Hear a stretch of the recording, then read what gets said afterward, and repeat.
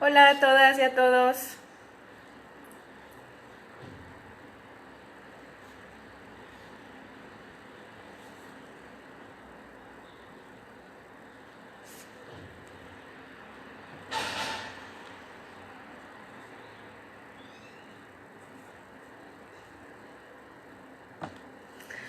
Hola a todas y a todos. Veo que ya se empiezan a conectar algunas personas. Bienvenidos, bienvenidas.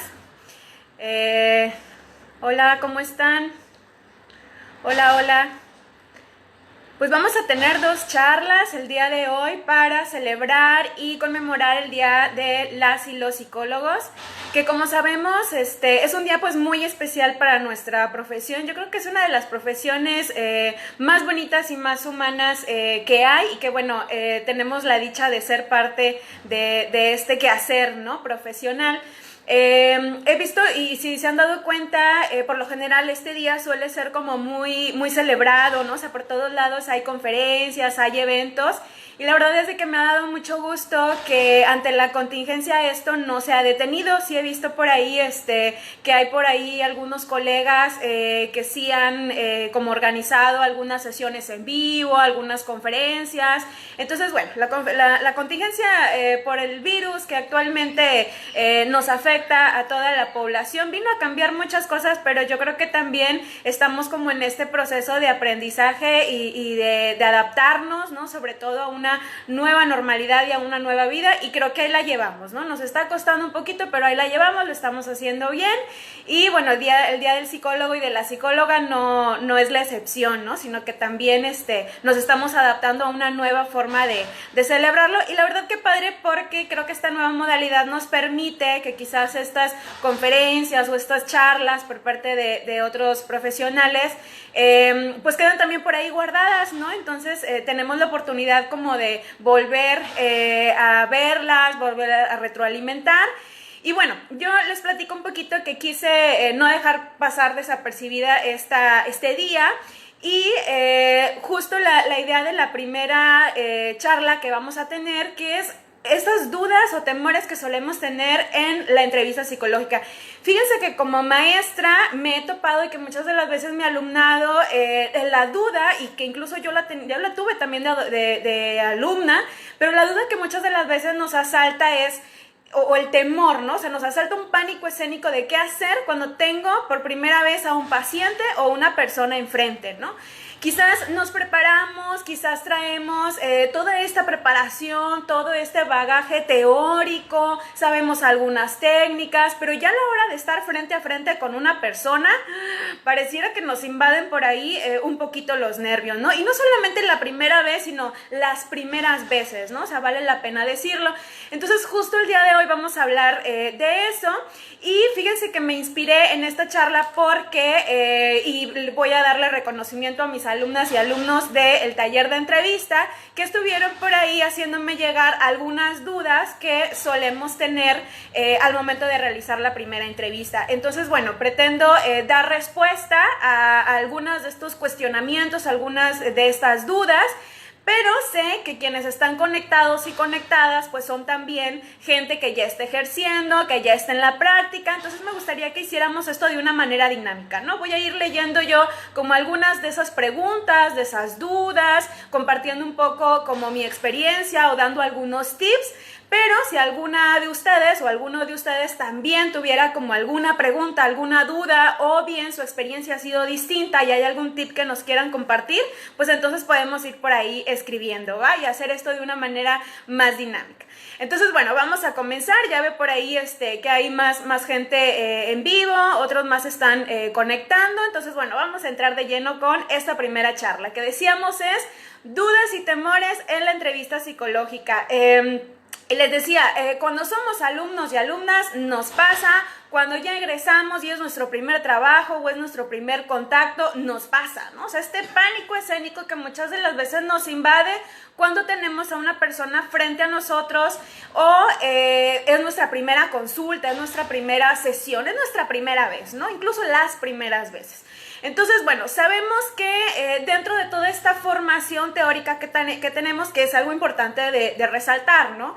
¿Cuándo es buen momento a yo entonces lanzarme y llevar a cabo una entrevista con un paciente o una persona? Pues obviamente necesito tener una formación al respecto, ¿no? O sea, no es fácil estar frente a una persona y llevar a cabo una entrevista. Sabemos que la comunicación en los seres humanos es muy compleja, ¿no? O sea, dejando un poquito de lado a la profesión de psicología, pero la comunicación humana es muy compleja porque no solamente es el mensaje que transmitimos o lo que decimos, sino también una cuestión cognitiva, una cuestión perceptiva. Es decir, quizás yo quiero decir algo, pero muchas de las veces eso que quiero decir, ya cuando lo dije, esas palabras realmente no denotan lo que realmente yo quería decir.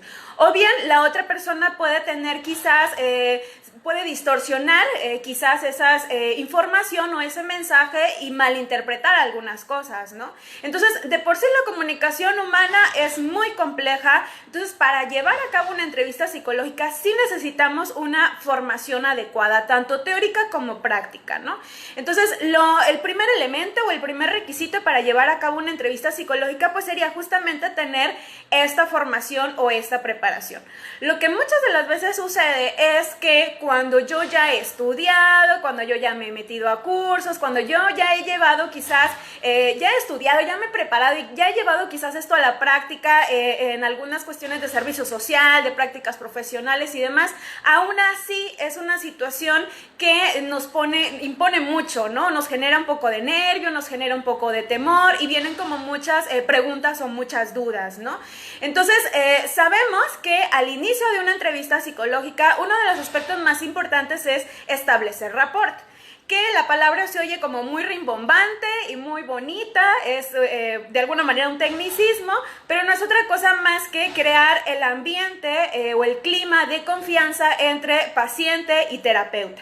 Y no es algo que sea fácil, ¿no? Sabemos que, por ejemplo, al momento de recibir a un paciente, pues podemos empezar quizás con algunas charlas, con algunas frases, con algún intercambio como muy coloquial, ¿no? O sea, lo más clásico que solemos usar es hablar de aspectos como del clima, hablar aspectos como del traslado, del trayecto, si le costó trabajo llegar o localizar el lugar y demás, ¿no? Alguien por ahí me preguntaba cómo hacer para que luego estas charlas triviales no se vuelvan como muy monótonas, ¿no? Porque muchas de las veces pareciera que caemos en lo mismo y en la primera entrevista pareciera que siempre hablamos sobre el clima, ¿no? Y a veces decimos, bueno, ya chole con esto, ¿no?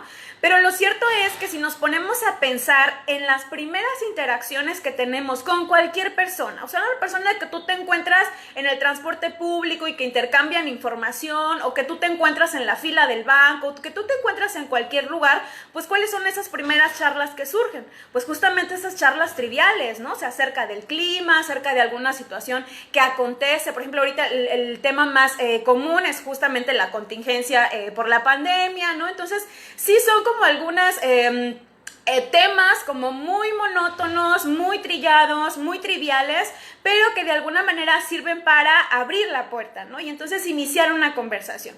Recordemos también que en esta primera interacción quizás es un intercambio, una charla como muy informal, como que de cosas muy X, muy triviales, pero esto justamente nos va dando la pauta para ir confiando en la otra persona, que se vaya generando justamente un clima, vamos percibiendo a la otra persona, quizás la vamos evaluando, quizás nos vamos sintiendo en confianza o no, y es lo que nos da la apertura entonces para abrirnos respecto a otros temas o tocar otras cuestiones pues mucho más personales o mucho más profundas, ¿no? Entonces, fuera de que esto sea monótono, realmente yo consideraría que es algo necesario. No sé ustedes quienes están por ahí que ya han tenido su primera entrevista, que ya han tenido muchas entrevistas, cuál es la experiencia que nos pueden compartir, pero yo consideraría que sí, estas charlas triviales son importantes y fuera de que se vuelvan algo monótono, pues son importantes porque abren la puerta para establecer confianza, ¿no? Y bueno, estos son como algunos tips para ir estableciendo esta parte de rapport. Y una pregunta que asalta y que yo creo que es de las más importantes es ¿cómo hacerle para vencer ese miedo? ¿Cómo hacerle para vencer ese pánico escénico, ¿no? Y a veces quisiéramos que ese miedo o ese pánico escénico de nuestra primera entrevista psicológica no existiera, que no estuviera. Pero recordemos que las emociones son importantes, ¿no? O sea, las emociones, como siempre les digo, las emociones nos comunican algo. Y si entonces yo siento nervios, siento ansiedad, siento miedo en esa primera entrevista, pues entonces qué bueno, porque esas emociones justamente me están comunicando que pues me importa mi trabajo, que me importa la persona que tengo enfrente, que me importa lo que se desarrolle, que me importa el rapport que quiero establecer con esa persona. Entonces, qué bueno que sentimos por una parte estos nervios, este miedo, esta ansiedad, porque indica que entonces hay un esfuerzo por parte de nosotras y nosotros o una necesidad por hacer las cosas bien, ¿no? Porque realmente nuestro trabajo nos importa y sobre todo entra aquí la parte humana de nuestra profesión. Nos importa la persona que tenemos enfrente, ¿no?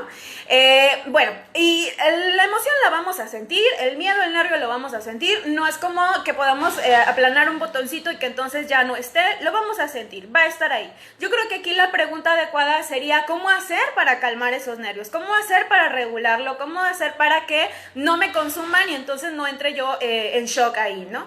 Yo creo que un tip muy importante sería hacernos a la idea de que no somos perfectas y no somos perfectos. Y con esto retomo el primer punto que decía hace ratito. Hay que tener en cuenta que para llevar a cabo mi primera entrevista obviamente necesito tener una formación, necesito tener una preparación profesional adecuada, pero eso no quiere decir que en esa primera entrevista yo lo vaya a hacer todo a la perfección.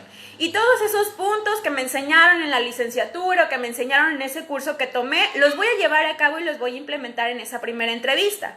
La realidad es que no es así. Va a haber muchas cosas que se nos van a pasar, va a haber muchas cosas que vamos a omitir, pero que afortunadamente vamos a poder ir retomando, ¿no? No nacemos siendo expertas y expertos en absolutamente nada. Yo creo que algo que nos da para llevar a cabo una buena entrevista es justamente la experiencia, pero la experiencia no es algo que yo tomo solamente con leer en los libros o en una clase que tomé o en un curso, sino que tengo que aventarme a hacer las cosas, ¿no? Entonces, de alguna manera yo creo que algo que nos sirve es hacernos a la idea de que esa primera entrevista la vamos a hacer, de que quizás nos vamos a equivocar, de que quizás no somos perfectas y perfectos y no lo vamos a hacer bien, pero estamos aprendiendo, ¿no? Y algunas cosas que se me vayan a pasar en esa primera entrevista, bueno, hacer las anotaciones pertinentes y retomarlas ya en sesiones posteriores, ¿no? Pero bueno, aventarnos, en algún momento tenemos que aventarnos y quienes nos están viendo y quienes están aquí y ya han tenido su primera entrevista o sus primeras entrevistas o muchas entrevistas, pues sabrán de esto, ¿no? Que es muy difícil recabar toda la información de un paciente, de una persona en esa primera sesión. Necesitamos, y justamente para ir como un poco puliendo las habilidades de entrevista, como terapéuticas y demás, pues necesitamos también la práctica, necesitamos la experiencia, necesitamos llevar a la práctica todo esto, ¿no? Entonces, en resumen, yo pudiera decir, vamos a tener miedo, vamos a tener nervios, vamos a tener ansiedad, y por una parte, qué bueno, ¿no? Pero por otra, bueno, vamos a hacernos a la idea de que vamos a aprender, de que vamos a adquirir experiencia, y que aquellos puntos que se me pasen, ya los retomaremos en una segunda sesión. Ok. Otra pregunta que tienen por ahí o que solemos tener es ¿cómo realizar una buena entrevista infantil y adolescente? Que quizás con población adulta es algo que nos sonaría un poquito más porque, como les decía hace ratito, bueno, la comunicación humana es diaria, ¿no? Diariamente nos estamos comunicando con otra persona y por lo general con gente de nuestra edad. Muchas de las veces nos asaltan los miedos cuando a quien vamos a entrevistar o a quien vamos a ver es una personita, ¿no? Menor. O quizás un adolescente que, como sabemos, los adolescentes tienen esta característica propia de la etapa en la cual muchas de las veces vienen renuentes o el humor es muy cambiante, ¿no? Entonces, para llevar a cabo una buena entrevista con población infantil, con niños y niñas, yo creo que lo importante sería en primer lugar, tener conciencia de que nos gusta trabajar con niños y niñas, ¿no? Porque si no nos gusta trabajar con esta población, va a ser muy difícil que yo establezca rapport y que logre hacer clic con ese niño o con esa niña, ¿no? Entonces, sí, aquí yo recomendaría, y sería muy importante, quienes están considerando dedicarse al ámbito clínico, hay que tener muy en cuenta cuál es la población que pienso atender, ¿no? Qué tan a gusto me siento yo con los niños, con las niñas, con los adolescentes, con población adulta, y con población adulta específicamente también también con qué casos, ¿no? Entonces es muy importante tener identificada el área o el tipo de población en el cual nos vamos a especializar y que vamos a atender. En el caso de la población infantil les decía, pues vale la pena tener un gusto por los niños y por las niñas, y yo creo que aquí un consejo muy importante sería de alguna manera ponernos al nivel del niño y de la niña y disfrutar también la entrevista. Mucho de esa primera sesión con niños y niñas para establecer rapport es pues esta parte de jugar, ¿no? O sea, el jugar con el niño y con la niña. Recordemos que el juego es el lenguaje que ellos tienen y muchas de las veces reflejan su realidad, reflejan ciertas problemáticas en el juego, ¿no? Propiamente. Entonces, si nosotros empezamos como a hablar el mismo lenguaje que ellos y ellas, entonces va a ser mucho más adecuado que ese niño o que esa niña se abra. De manera personal puedo decir que a mí me ha sorprendido mucho cuando he trabajado con niños y niñas como ellos incluso les sorprende que una persona adulta se siente con ellos en el piso y empiece a jugar y también se embarre de pintura y se embarre de plastilina, porque es algo que no se esperan, ¿no?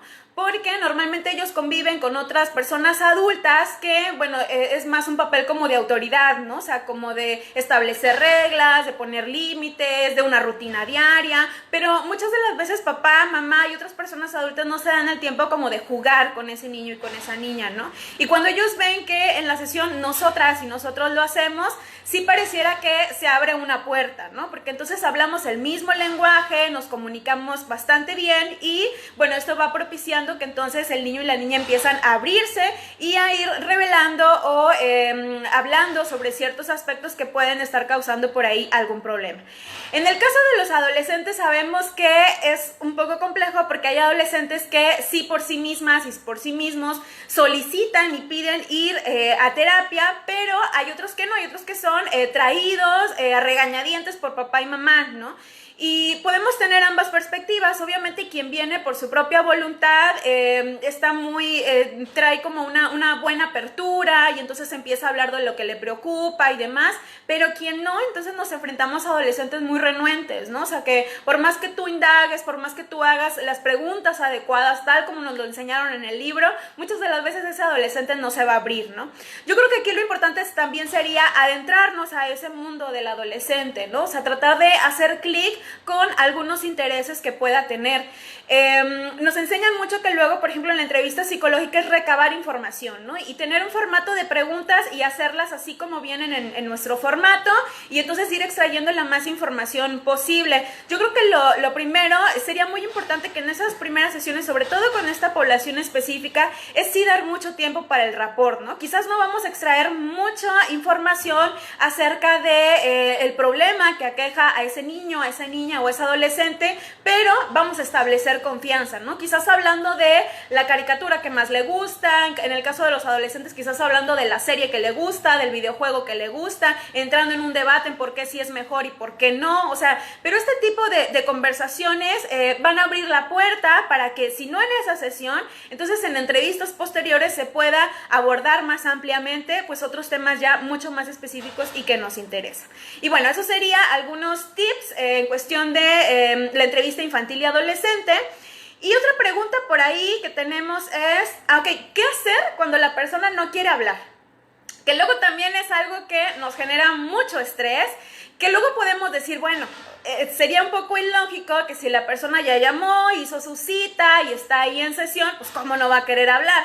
Pero la verdad es de que sí pasa, ¿no? O sea, muchas personas hacen su cita y en esa primera sesión, sobre todo personas que anteriormente no han ido a una atención psicológica, no han recibido una atención psicológica, a veces hay una renuencia por empezar a hablar, o personas que no saben por dónde empezar o qué empezar a contar, o personas, siempre lo he dicho, que muchas de las veces van a una primera sesión, pero por requisito, ¿no? O sea, por ejemplo, algún centro de salud que para llevar a cabo ciertos trámites o para obtener ciertos recursos o insumos necesitan pasar al área de psicología. Entonces, a veces son personas que están muy renuentes.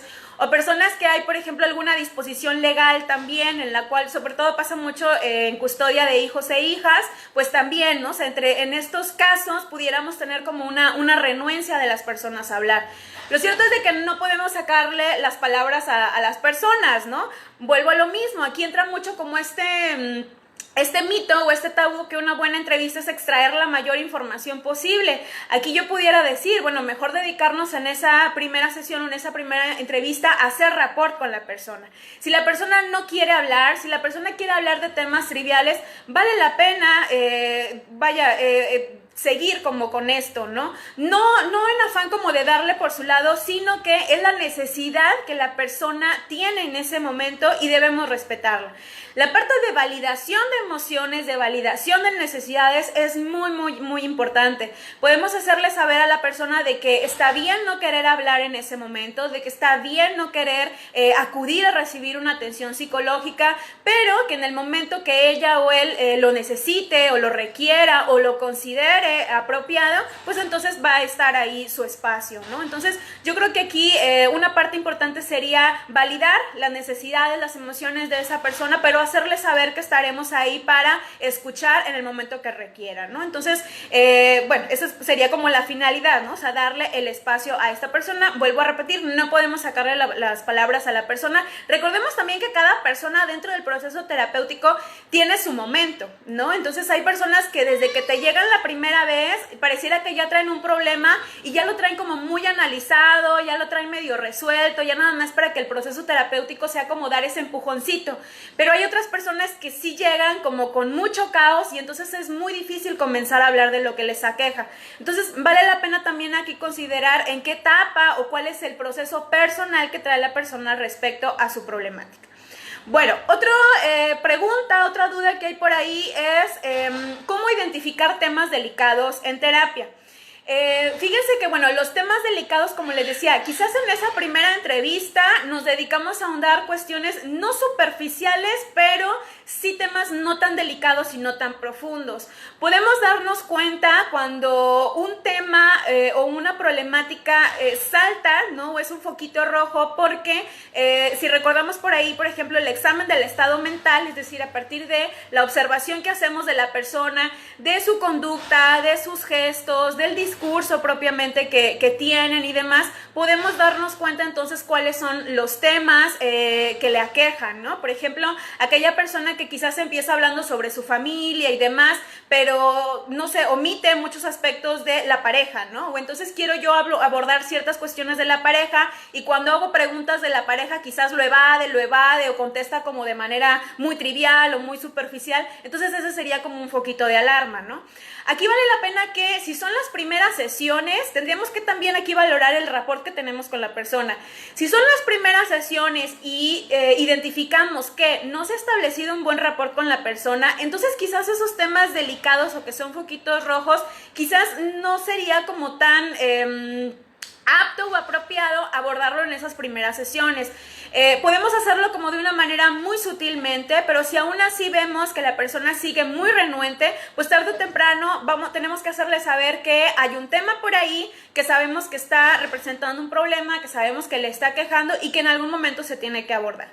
Pasa mucho, por ejemplo, en los casos de abuso sexual, ¿no? En lo cual la persona muchas de las veces, raras veces, bueno, en lo personal me ha tocado que raras veces una persona viene a consulta por motivo de abuso sexual, más bien vienen como por otros problemas, sino que ya a partir de la entrevista, entonces pareciera que salta que hay por ahí algo, ¿no? En su infancia, en su adolescencia, años atrás, que probablemente hubo, pero hay mucha renuencia por la persona de hablarlo, ¿no? Entonces, si bien es cierto que la necesidad de la persona es trabajar ciertos temas por los cuales sí vino y sí son su motivo de consulta, pues quizás podemos abordarlo y demás, pero si vemos que ese tema está siendo recurrente y está saltando, hay que abordarlo porque hay que abordarlo, ¿no? Porque recordemos que entonces todas esas problemáticas que la persona tiene en esta superficialidad, pues entonces vienen a ser producto o causa de pues este problema que está por acá abajo, ¿no? Como si fuera un iceberg. Lo que hay debajo del iceberg es realmente lo que está ocasionando problema y no solamente como lo que salta a la vista, ¿no? O a la simple vista.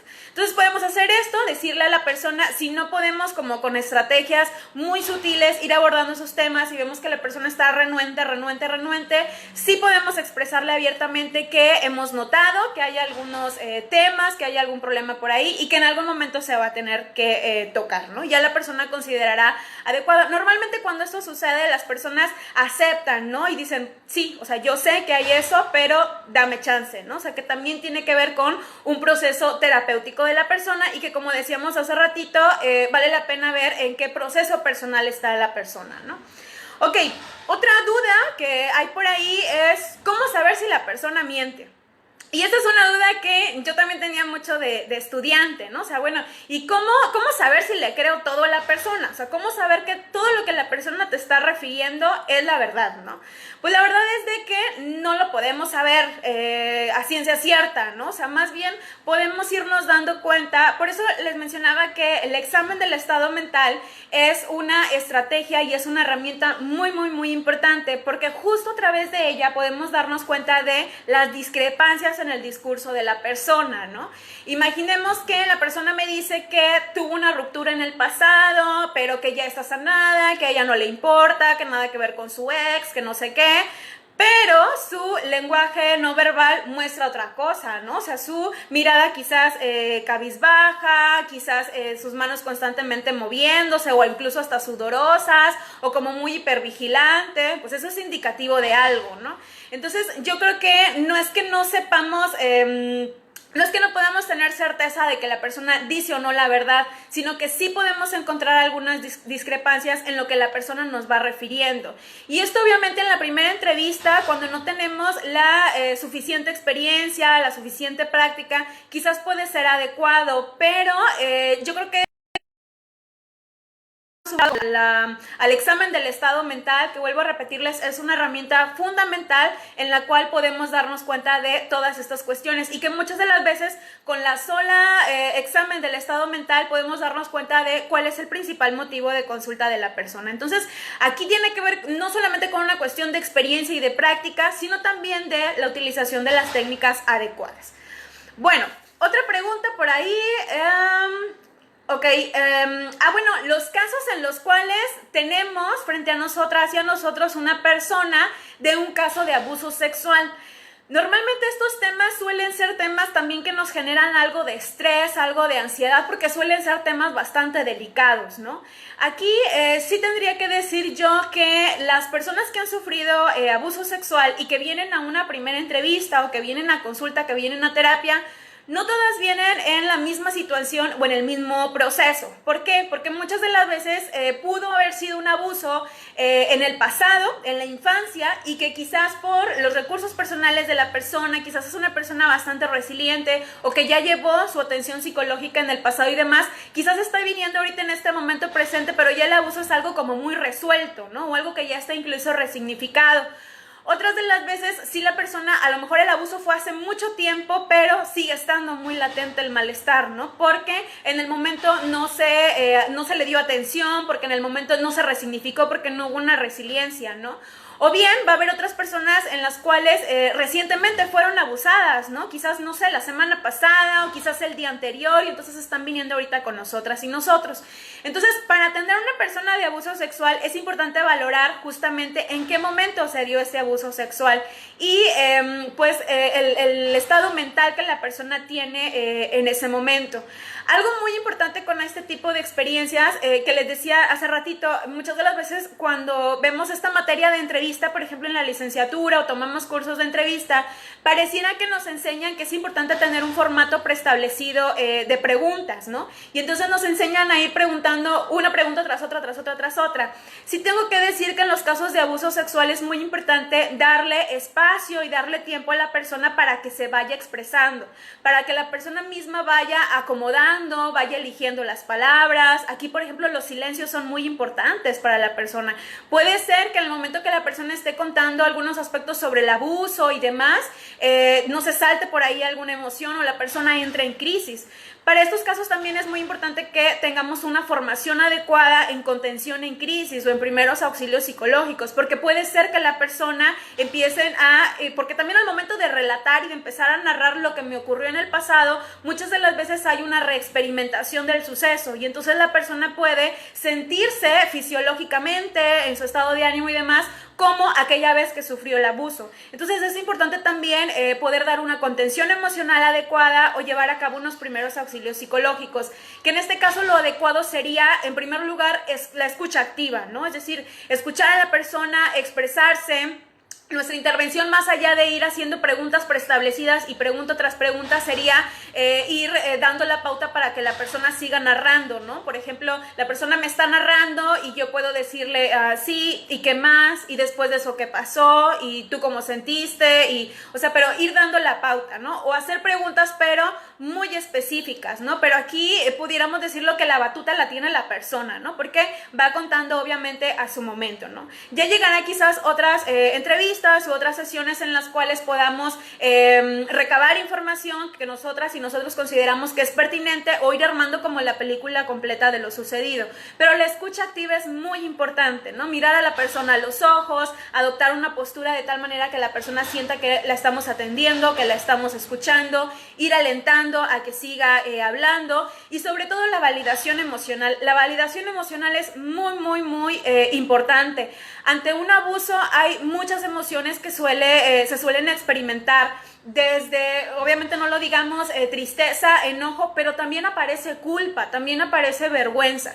Recordemos que vivimos en una sociedad un tanto machista, que cuando hay un abuso sexual en las mujeres se les suele culpar, ¿no? Entonces muchas mujeres, cuando han sufrido abuso sexual, llegan a consulta y no hablan por temor, por vergüenza, porque creen que va a haber un juicio hacia ellas. Entonces aquí es muy importante validarle, ¿no? Hacerle saber que lo que está sintiendo, lo que sintió en ese momento, las decisiones que quizás tomó, o la forma en cómo lo afrontó o lo adecuó cuando sucedió, está bien, ¿no? O sea, que era lo que estaba disponible, estaba a su alcance en ese momento, y está bien que todas las personas reaccionamos de modo distinto ante ciertas situaciones, ¿no? Entonces yo diría la escucha activa y la parte de validación emocional, antes que centrarnos en hacer pregunta tras pregunta tras pregunta y recabar información, ¿no? Es el consejo que yo daría, o el tip que yo daría.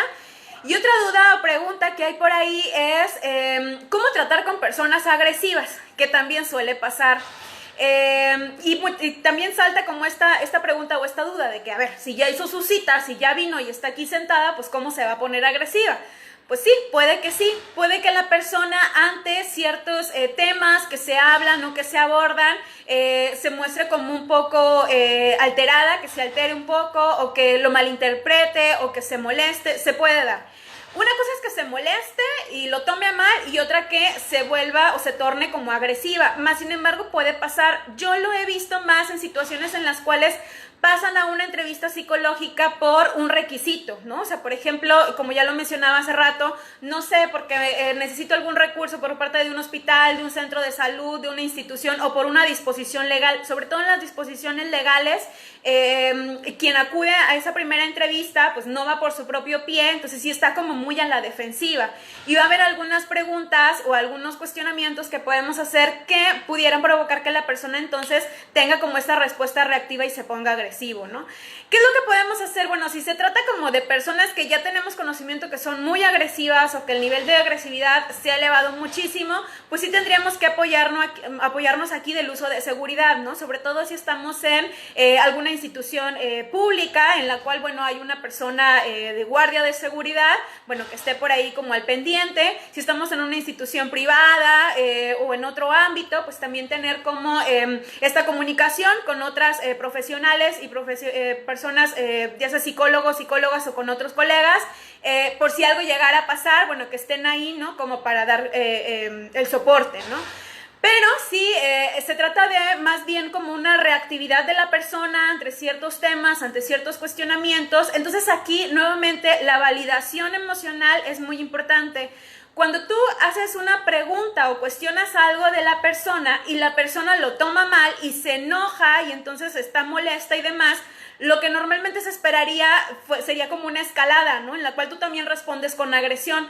Pero cuando se dan cuenta que nosotras y nosotros no respondemos con agresión, sino que más bien validamos esas emociones y hacemos ver que está bien que se encuentre molesto, que está bien que se encuentre molesto tanto a la pregunta como a la situación misma de acudir a la entrevista, que es algo que él o ella no requirieron o no pidieron, entonces ya las circunstancias cambian, ¿no? O sea, vuelvo a mencionarlo, la validación emocional es muy importante. No digo que la agresividad o un enojo desproporcionado que obviamente lleva a la violencia, obviamente es algo que está mal y bueno, hay que tomar las medidas pertinentes, pero la emoción misma del enojo es algo que es normal y es natural, que todos y todas sentimos y sobre todo que se vale, que es válido estar molesto, estar molesta o no querer estar aquí en esta entrevista, ¿no? Pasa mucho que cuando validamos esta emoción, entonces se abre la puerta, la persona baja un poquito como esos niveles de activación y entonces empieza a abrirse como al diálogo y a otras cuestiones, ¿no? Entonces es uno de los consejos que pudiera dar. Bueno, otra de las preguntas que tenemos por ahí es, ¿qué pasa cuando una persona me hace una confesión de asesinato o de que ha cometido un crimen? Bueno, aquí se me olvidaba mencionarles también en los casos, por ejemplo, de abuso sexual, sobre todo cuando son personas menores, es una duda que tenemos, ¿no? De a quién recurrir, a quién reportarle, a qué instancia acudir. En el caso de personas adultas, por eso les decía, es importante valorar la etapa en la que se encuentra la persona misma respecto al abuso sexual. Y sobre todo no obligar a la persona a denunciar. Puede que la persona quiera denunciar, pueda que no, habría que valorar como la situación misma. En el caso de menores de edad, aquí sería importante también pues valorar todo el contexto, ¿no? De entrada, ¿quién ha traído a ese niño o esa niña a consulta? Si han sido los padres, si ha sido la abuela, si ha sido quiénes, ¿no? O sea, quién es el cuidador primario o los tutores de ese niño o de esa niña, ¿no? Y establecer o de alguna manera identificar si esas personas justamente son riesgo para ese menor o esa niña o ese niño, ¿no? Aquí sería muy importante que tuviéramos vinculación o incluso si trabajamos como en el ámbito privado, pero yo sí recomendaría tener como un directorio de algunas instancias, de algunas organizaciones que nos pueden justamente para vincular este tipo de casos, ¿no? Por ejemplo, en el caso de abuso sexual infantil, pues entonces ahí tendríamos que comunicarnos y establecer vínculo, por ejemplo, con DIF, ¿no? DIF estatal, DIF municipal, para asesorarnos un poco de cuáles serían los pasos a seguir, siempre y cuando valorando, claro está, la situación misma del abuso y de ese niño o de esa niña, ¿no? Pero la vinculación con las instituciones es muy importante. Y esto lo menciono porque en los casos en los cuales igualmente nos han confesado o dentro de la entrevista ha salido que se ha cometido un crimen, que se ha cometido un delito, pues aquí también vale la pena valorar toda la situación misma, ¿no? Y sobre todo de alguna manera persuadir a la persona, ¿no? En que, bueno, sea ella misma o él mismo, en caso de que sea un delito grave, bueno, pues entregarse y hacer como la denuncia pertinente y demás. Pero si vemos que tanto esa persona misma está en riesgo, como si quizás esos antecedentes o esas ideas o esos pensamientos ponen en riesgo a otras personas, entonces aquí sí, como parte de nuestra ética profesional, tendríamos que reportarlo, tendríamos que denunciarlo, ¿no? Recordemos que una parte muy importante de nuestro trabajo como psicólogos y psicólogas es la cuestión de confidencialidad. Y la confidencialidad está establecido en nuestro código ético y es parte inherente de nuestra profesión, pero sí hay algunas situaciones en las cuales ese secreto de confidencialidad se puede romper, ¿no? O sea, que vuelvo a mencionarlo, es en los cuales ha habido un abuso o detectamos que está habiendo un abuso en algún menor, en alguna persona y que está en riesgo de volver a sufrirlo. Ahí tenemos que reportarlo, tenemos que denunciarlo. O que la persona hay ideas suicidas también, o hay pensamientos suicidas, sobre todo ya cuando hay una planeación, ¿no? O sea, que la persona ya está considerándolo seriamente y ya tiene como muy pensado cómo lo va a llevar a cabo, cómo lo va a consumar. Bueno, ahí es situación de riesgo inminente, ¿no? O en los casos en los cuales ha cometido un delito o piensa cometerlo, ¿no? Sobre todo indagar también si la persona tiene acceso a algún tipo de arma o algún tipo de recurso que pueda dañar a otra persona. Entonces aquí sí, en estas situaciones es donde se rompe el secreto confidencial. ¿A quién acudir? Por eso les decía, es muy importante tener por ahí nuestro directorio. Finalmente no somos todólogos y todólogas, no lo sabemos todo, pero sí podemos apoyarnos de otras instituciones para saber cuál sería el proceder, ¿no? Sobre todo si hay algo que se tiene que investigar, si hay más datos que se tienen que recabar, porque también eso es importante, no a la primera vez que la persona me diga que está pensando en suicidarse, pues ya voy a ir yo como a reportárselo a los familiares, por ejemplo, ¿no? Sino que más bien tenemos que ir valorando esa situación, ¿no? O sea, si realmente es solamente como la idea, un pensamiento como que de repente ataca, o si ya es algo que está siendo como muy mecanizado y muy planificado, ¿no? Entonces, el secreto confidencial es importante, pero sí hay algunos casos en los cuales se puede romper, ¿no? Bueno, otra pregunta, bueno, porque también sabemos que hay algo que se llama entrevista motivacional. Para quienes no recuerdan, les platico un poquito.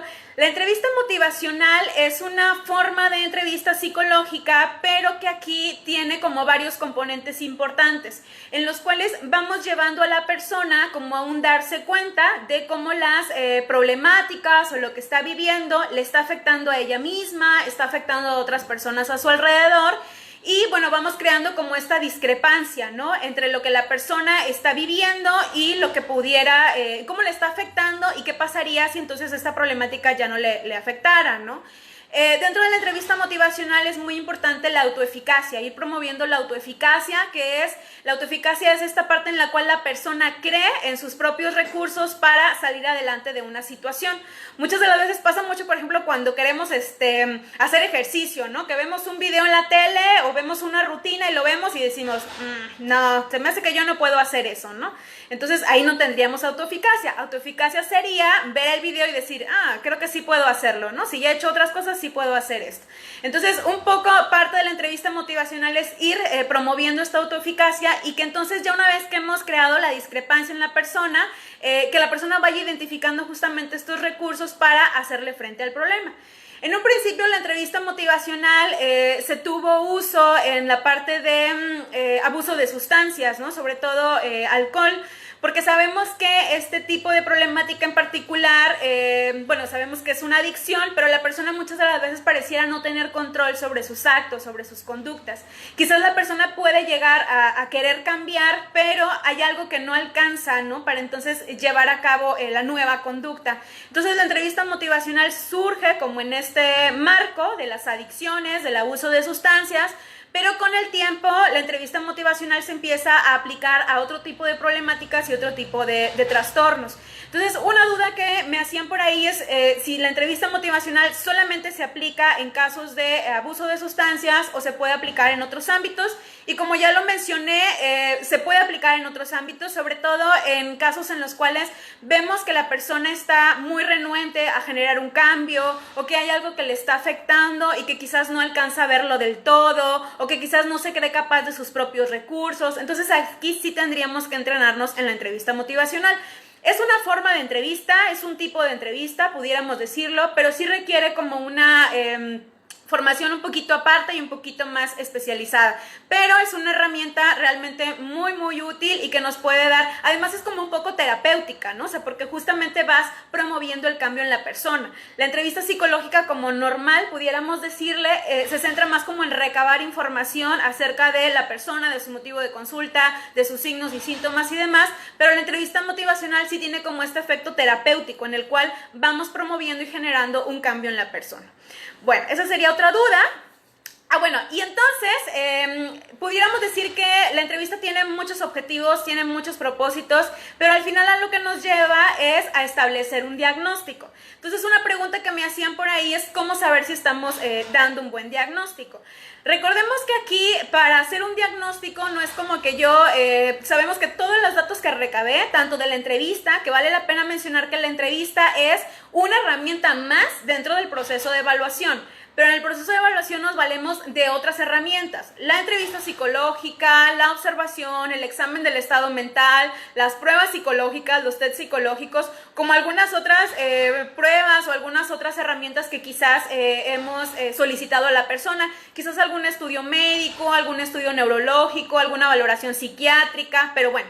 Una vez que tenemos ya toda esta información recabada, hacemos algo que se llama formulación de caso, que es ahora sí sentarnos con toda esa información e ir como acomodándola un poco, ir estableciendo impresiones clínicas y bueno, ir extrayendo el diagnóstico. Pero el diagnóstico no es algo que surge de que yo a partir de todo lo que observé y de todo lo que escuché de la persona pueda decir, tiene depresión severa.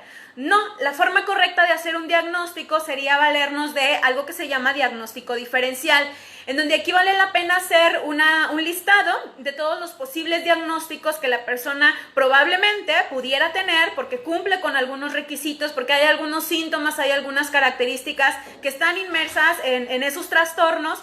Y bueno, ir haciendo como un checklist, ¿no? O sea, ¿por qué sí tendría este diagnóstico y por qué no? Ir como diciendo si aplica o no aplica y bueno, ir descartando hasta llegar como al diagnóstico más certero. Entonces, esa sería como una forma adecuada.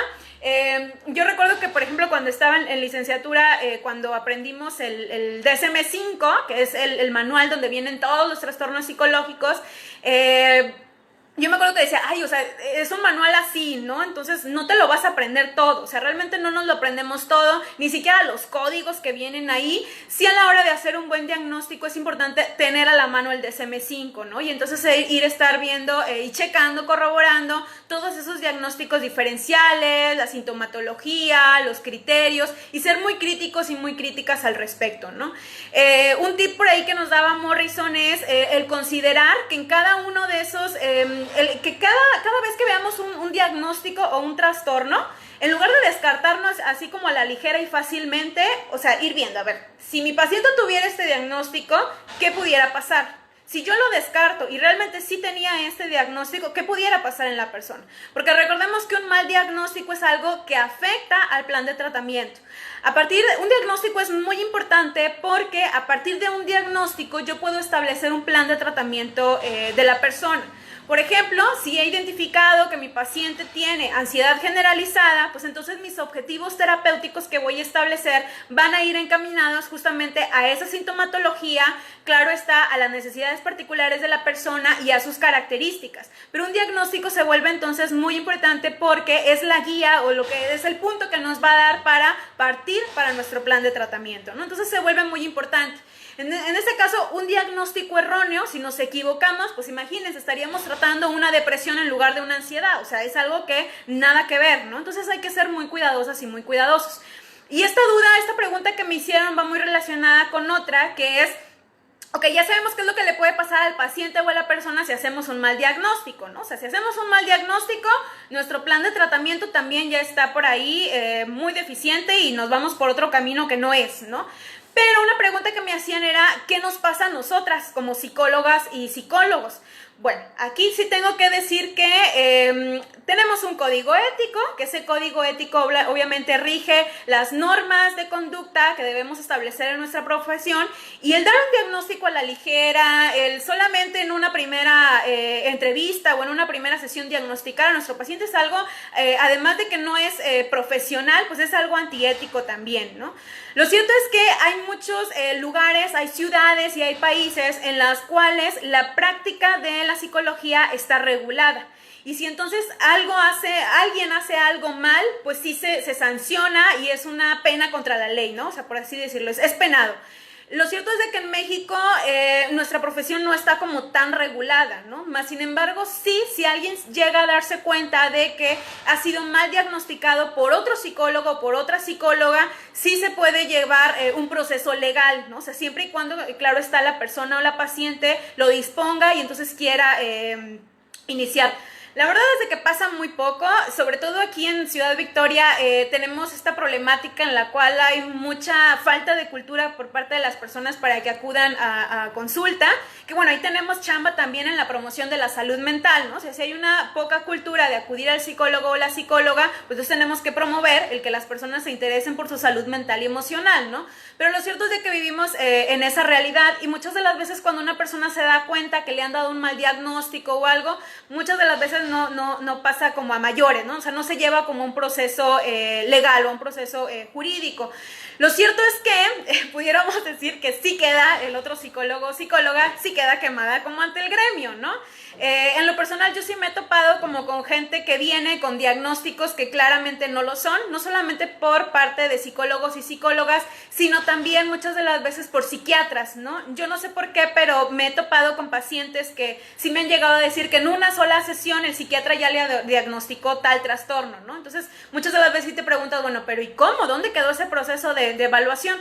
No sé, digo, quizás son personas como muy expertas, pero aún así sería algo como una falta profesional, ¿no? Y un poco como antiético. Entonces, es muy importante no faltar como a esta formación, tener muy en cuenta esto. Al final de cuentas tenemos en nuestras manos, y es una gran responsabilidad tener en nuestras manos la salud mental y emocional de las personas, que no es algo sencillo, no es algo fácil. Muchas de las veces caemos como no sé, como digo, no podemos tomar a la ligera la vida de las personas, ¿no? Porque aunque consideremos que no, aunque consideremos que en esa sola hora la persona ya se va y entonces sigue su vida con normalidad, lo cierto es que recordemos que un proceso terapéutico es algo que no solo se da en esa hora que estamos ahí en consulta o estamos en sesión, sino que es un proceso que la persona se lleva a su casa. Entonces no podemos saber esas palabras o eso que decimos, cómo va a impactar a la otra persona, ¿no? Y les digo, en los casos de los malos diagnósticos, sí ha pasado que un mal diagnóstico puede alterar mucho más a la persona, o incluso cuando se le da un pronóstico inadecuado, ¿no? O sea, sobre todo cuando se involucra, por ejemplo, un tratamiento médico, un tratamiento psiquiátrico, pues puede ser bastante desalentador a la persona. Es importante el diagnóstico, no lo podemos omitir, porque al final de cuentas yo considero en lo personal que el diagnóstico también viene a ser algo como muy terapéutico, ¿no? Porque muchas de las veces la persona está sintiendo algo, está viviendo algo que no sabe qué es, ¿no? Y muchas de las veces cuando tú le das un diagnóstico, claro, está sin tanto tecnicismo y que le explicas y demás, para la persona es muy liberador y es algo que lo alivia, le alivia mucho, porque entonces ya sé qué es lo que tengo, ya sé qué es lo que me pasa. Entonces el diagnóstico no solamente se vuelve importante dentro del plan de tratamiento que establecemos, sino también para la propia persona, ¿no? Pero sí es importante explicarle abiertamente y no generar como algunas distorsiones o algunas malinterpretaciones, o que la persona se vaya con una idea incorrecta o errónea de su diagnóstico, del plan de tratamiento, del pronóstico incluso. Sí hay que ser como muy cuidadosos y cuidadosas. Y bueno, estos son como algunas dudas y temores que les platicaba al inicio de este video, que tanto yo las he tenido, las tuve como alumna alguna vez, las suelo tener, como no, en el ejercicio profesional, en el día a día actualmente. Y son algunas dudas y algunas preguntas que muchas de mis alumnas y alumnos me han hecho, y que yo creo que seguramente faltaron otras más, pero yo creo que son como algunas de las más comunes que nos asaltan, ¿no? Y la principal yo creo que sí diría que es cómo vencer este miedo, ¿no? O sea, yo cerraría esta charla diciéndoles que no nacimos expertos y expertas. La psicología es una profesión que, si bien nos toma 4 años y medio, y luego todavía quienes seguimos estudiando, pues nos toma muchos años más, y quienes nos seguimos actualizando y tomando por ahí cursos y diplomados y seminarios, pues realmente nos damos cuenta que es un proceso de aprendizaje y de formación continuo y constante, ¿no? O sea, justamente por lo que les mencionaba, tenemos en nuestras manos la salud mental y emocional de otras personas, entonces no podemos tomarlo tan a la ligera, ¿no? Vale la pena que tengamos en cuenta que las cosas que hacemos, lo hacemos lo mejor posible.